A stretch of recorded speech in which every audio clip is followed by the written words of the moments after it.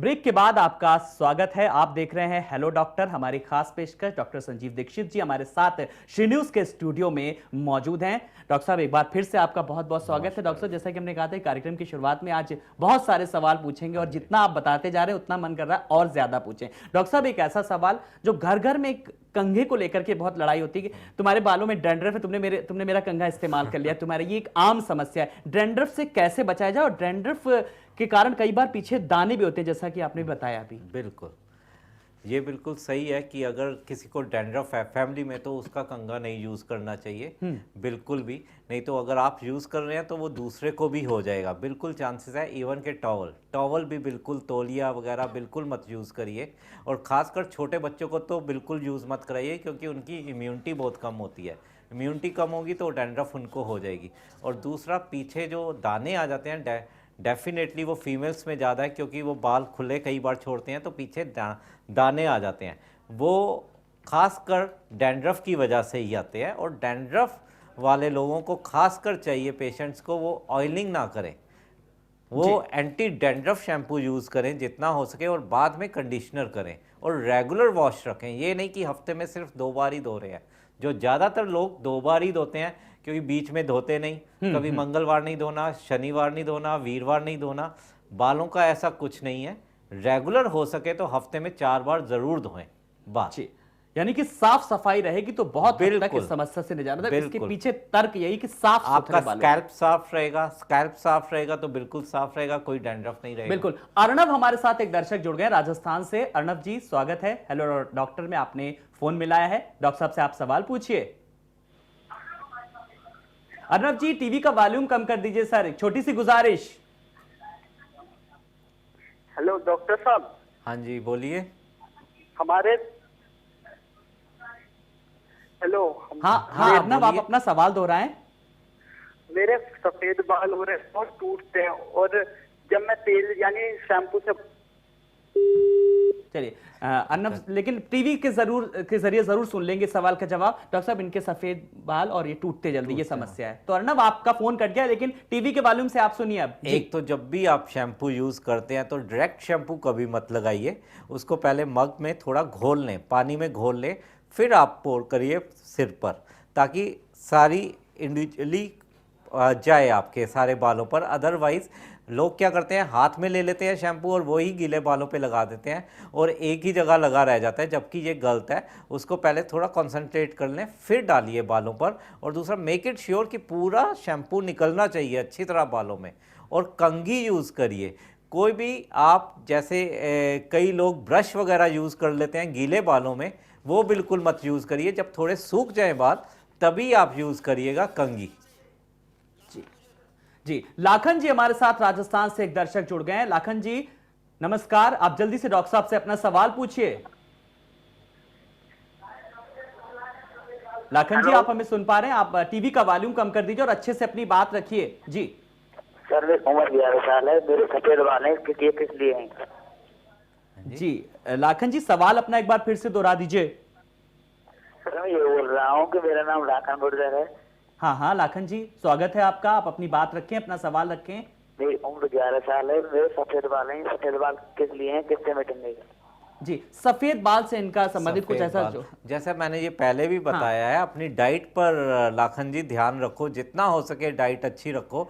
और उस पर कलर करने की ज़रूरत बिल्कुल नहीं है कि छोटी उम्र है आपकी बिल्कुल कि आप उसे कलर कर लो या कुछ मेहंदी लगा लो, बिल्कुल नहीं। डाइट अपनी अच्छी रखिए और ऑयलिंग वगैरह कर सकते हैं आप, बिल्कुल। जी अच्छा डॉक्टर साहब, बहुत सारे सवाल जो हैं बालों से रिलेटेड अगर हम बात करते हैं तो फीमेल्स के लिए जनरली होते हैं, मेल के लिए भी कुछ सवाल हैं जो मैं यहाँ पर आपसे अनुमति हो तो पूछ लूं। बिल्कुल पूछिए। हेलमेट जब लगाते हैं ना तो हेलमेट कहते हैं जब लगाते हैं बाल बिल्कुल बैठ जाते हैं, ज्यादा टूटते हैं, कुछ ऐसा सरल सा उपाय बता दीजिए। पहले उस पे कॉटन का कपड़ा जैसे आजकल बांधना वगैरह बहुत चला हुआ है, वो बिल्कुल ठीक है, लगाइए।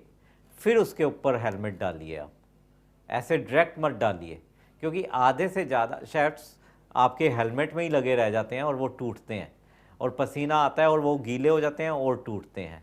और जितना हो सके जो भी बाइक्स वगैरह पे ज़्यादा जाते हैं या जिनका फील्ड वर्क रहता है, उनको नियमित रूप से अपने वॉश करने चाहिए बाल रेगुलर।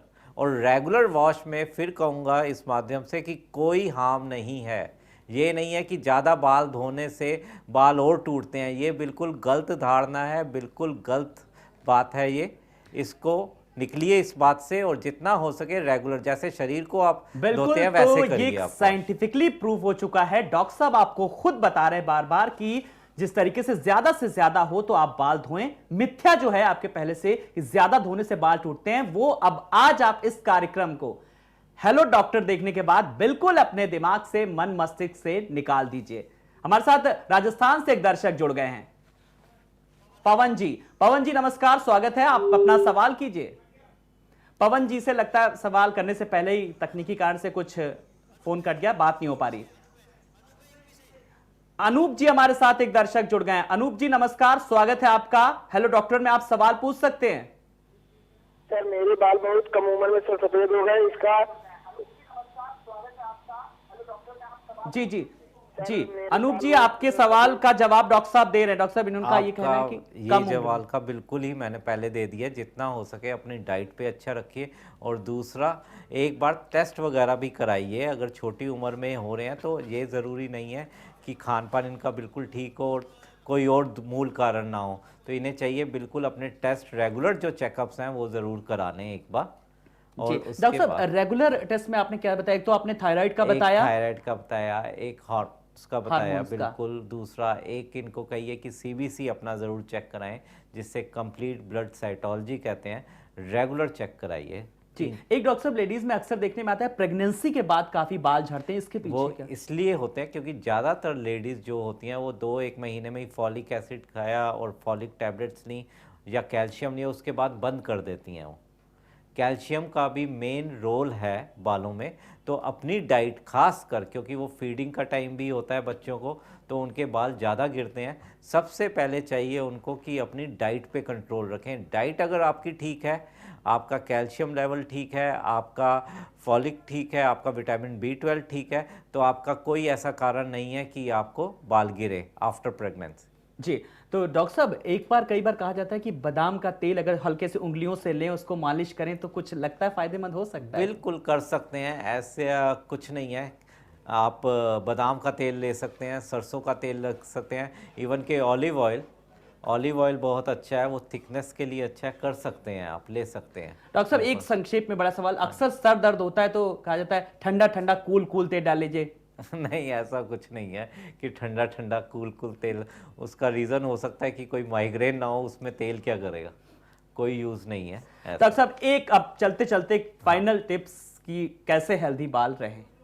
मैंने जैसे बताया आपको, सबसे पहले तो अपना खान पान का ध्यान रखिए, दूसरा रेगुलर वॉश करिए, और तीसरा कंडीशनर भी ज़रूरी है। कंडीशनिंग बालों में ज़रूर करिए। ये मत कहिए कि नहीं करना, बाल ख़राब हो रहे हैं, ये सिर्फ गलत धारणा है, इससे आप निकलिए बाहर।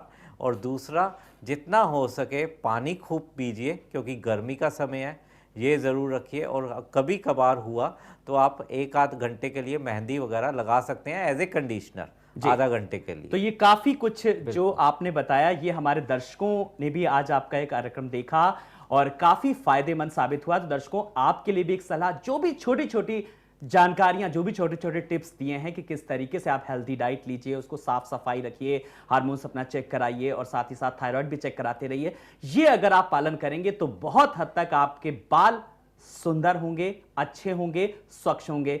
डॉक्टर संजीव जी, बहुत बहुत स्वागत के बाद अब हम आपको विदा कहने का मन तो नहीं करा, लेकिन कुछ हमें भी कमांड ऐसा मिल रहा है कि अब इस कार्यक्रम को समाप्त करेंगे। लेकिन आपका बहुत बहुत धन्यवाद जो आप स्टूडियो में आए और आपने बहुत सारी छोटी छोटी जानकारियां भी हम तक पहुंचाई। तो इसी के साथ हमारी इस खास पेशकश में आज बस इतना ही। स्वस्थ रहिए, मस्त रहिए, नमस्कार। नमस्कार।